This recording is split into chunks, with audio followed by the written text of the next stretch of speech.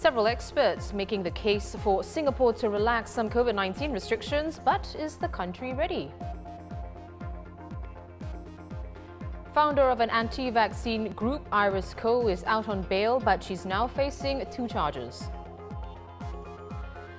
And from controversies to COVID-19, Beijing is all set to host the Winter Olympics, which begins tonight.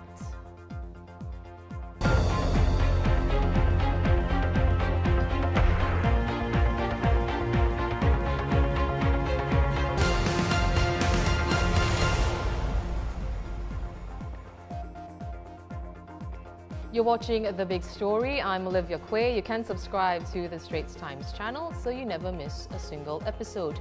With 89% of Singapore's total population double-dosed against COVID-19 and 59% having also received their booster shots, are we ready to follow other countries and relax measures? Well, it's a question that's been asked many times, and it's being posed again after the World Health Organization warned this week that it's premature for any country to declare victory over COVID-19.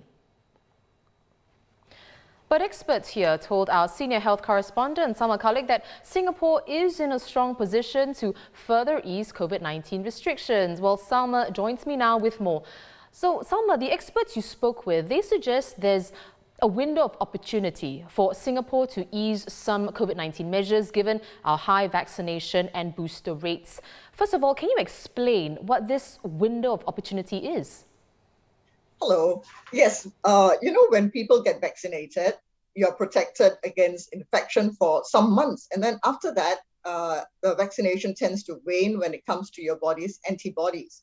So now we are talking about infection. You don't want to get infected in the first place. So people who have received their boosters, and now about 6 in 10 people in Singapore have had their boosters, started getting them in September. Experience from other countries, we find that after about 3-4 months, your antibody level starts going down. But the first 3 to 4 months, you've got very high antibody levels, which means that the chances of you getting infected is extremely low. So that's the window. And the window basically refers to your seniors, the people who are most at risk. They were the first ones to get the boosters, which was about September, October. So now it's about 3 months, 4 months by next month, I think. So this is a good period for them, for Singapore to start opening. I see. Well, Salma, which measures then can be relaxed to fully capitalize on this period? Right. I think we are all very tired of most measures, but none of the experts are suggesting a Freedom Day type of opening. What they want to see are step-like opening, relaxing, and to start off with the ones with the lowest risk. So Prof. Teo said the ones with the lowest risk would be outdoor activities. If you are going to the beach or having a picnic or a barbecue, you're not within an enclosed area, there's sea breeze blowing around, so the viruses are not contained within an area. So the chances of you getting infected outdoors is much lower. So that's one of the ones he suggested. Another one, and that would help the economy, are vaccinated travel lanes.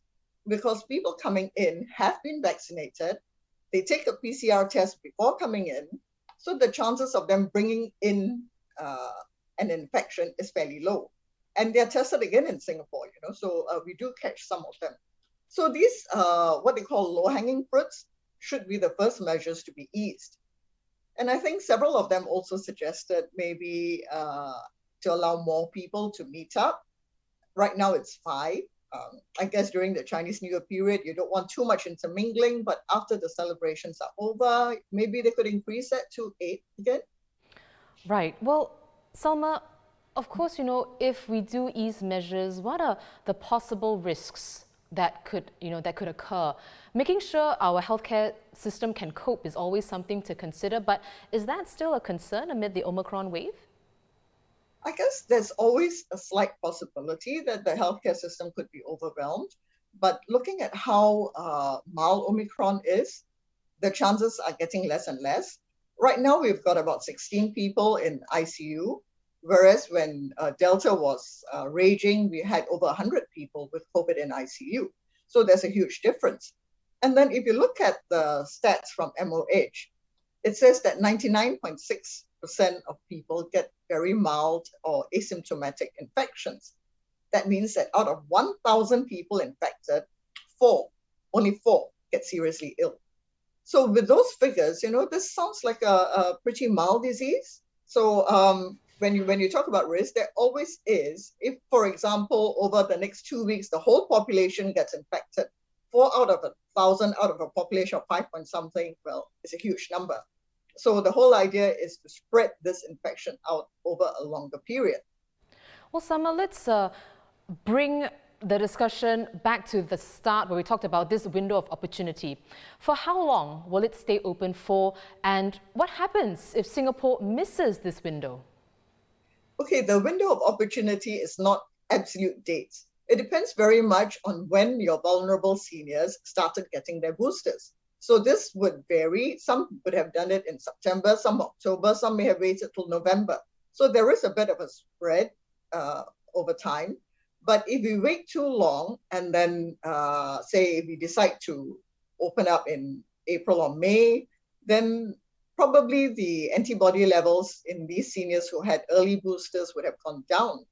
And we might have to go the way Israel did, which is to give vulnerable people a second booster shot. But I don't know, how many of us really want to go for a jab every few months? Right, Salma Khalik there, the Straits Times' senior health correspondent. You can read Salma's analysis at straitstimes.com and find out more on where the experts stand on whether Singapore is ready to relax measures and open up.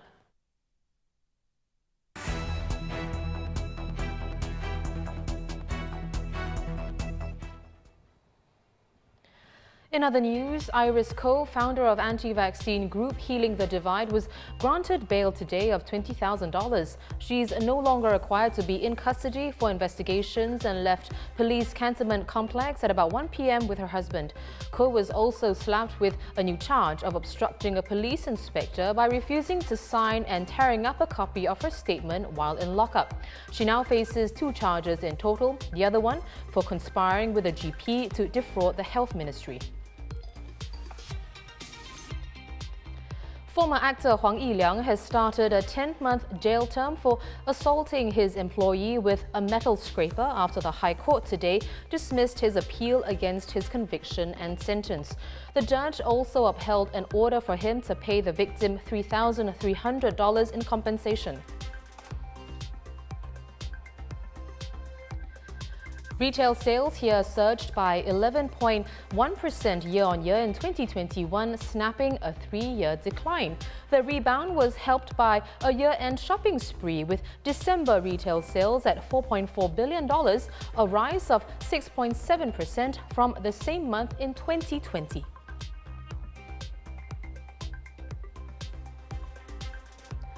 Overseas, former Malaysian Prime Minister Mahathir continues to undergo treatment at the National Heart Institute but has been allowed to go home. In a video message, he says he has recovered, though not fully. He goes to the hospital in the evenings to undergo certain procedures. Saya ingin maklumkan bahawa saya telah pulih, tak sepenuhnya tetapi telah pulih beberapa hari ini, dan saya tiap-tiap hari saya balik ke rumah daripada hospital.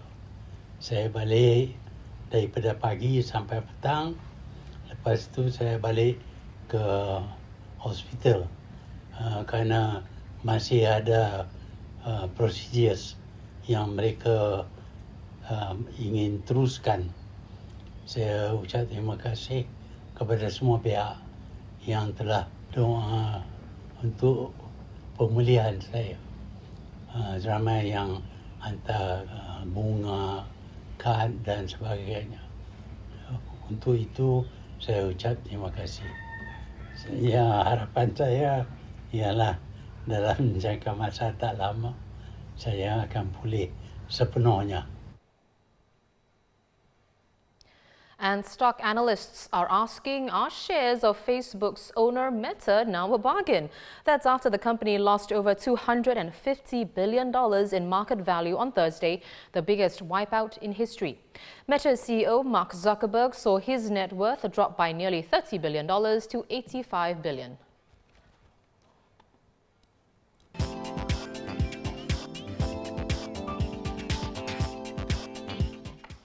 The Winter Olympics opening ceremony will kick off tonight in Beijing, the first city to host both the Summer and Winter Games. But with China still pursuing a zero COVID-19 policy, the event will look and feel very different to the 2008 Games. For one, it's taking place in a so-called closed-loop bubble with the nearly 3,000 athletes and tens of thousands of support staff, volunteers and media cut off from Beijing's general population. The Games will also rely almost entirely on man-made snow. For more on the Games, let's talk to our China correspondent, Denson Cheong in Beijing. Hi, Denson. So what's the mood like in the city? Are residents excited about the city hosting the Olympics? And how does it compare to the mood back in 2008? Well, Olivia, if you've ever been in Beijing during the Chinese New Year period, you'll know that it's very quiet. And this year is no different. There's really not much of a buzz, to answer your question. Up until the last 2 weeks or so, many streets in the city, didn't have kind of banners or billboards, the kind of decorations to welcome the Olympics. And I think the main reason is because of COVID. Beijing detected its first case of Omicron I think sometime in the middle of last month. And since then, they've tested millions of people, they've locked down, entire neighborhoods and restricted travel during this period. So the sense I sort of get from people are that, they're not really very excited about the Winter Olympics. In 2008, it was a different picture altogether. I think China then was very excited and eager, and people, would come from all over the country, to Beijing for the Summer Olympics then. I think something like over 500,000 people signed up to be volunteers. But Beijing residents I speak to today, even though they have fond memories of 2008, these days their concern, is more about how the Games have brought all these inconveniences. It's so hard to travel out of Beijing now, and especially during this Chinese New Year period, where it's a lot of these Chinese residents or Chinese people go back to their hometowns. So they look at the Winter Olympics and they sort of blame the Games, for bringing all of these inconveniences into their lives. I see. Well, Denson, of course, as you know, much of the international news coverage has been on China's zero COVID-19 strategy and diplomatic boycotts from countries for the Winter Olympics. What's been Beijing's response to all of that, and what do authorities hope that this Games will be remembered for? Well, China has said repeatedly that it does not care, whether or not Western nations attend the Winter Olympics, and the foreign ministry says again and again that it was not intending to invite these leaders, from the US and the UK to the Games anyway. I think the most notable leader in town is Russian President Vladimir Putin. So the absence of leaders, from countries like the US, UK, Canada and Australia, I think is going to draw attention to the reason for these boycotts, which is, the human rights violations in China. And you can imagine, national broadcasters, sort of panning over the world leaders, in the spectator stands, and then they're going to have to talk about why, certain world leaders are not here, and, draw attention to some of these things that are happening in China. As to your question, on what Beijing hopes to get out of this Winter Olympics, I think the Games, have brought China quite a big boost. It's helped them create this whole winter sports industry. It will continue to help boost tourism and economic development. I think that's quite a feat. Until recently, I think nobody would have thought of Beijing as a winter sports destination. But I think at this point, dealing with Omicron, I think China just wants the Games to go without a hitch, without leaks of COVID into the local population. I think if they manage to do that, it will help make a statement, that even with this more infectious variant, Beijing was able to hold a mega event like the Olympics. Thanks for the update, Denson. China correspondent Denson Cheong. Arriving in Beijing last night, Singapore's President Halimah Yacob will attend the Winter Games opening ceremony this evening. She'll also hold talks with Chinese Premier Li Keqiang and President Xi Jinping over the weekend before returning to Singapore on Sunday. You can read more at scr.sg/Asia.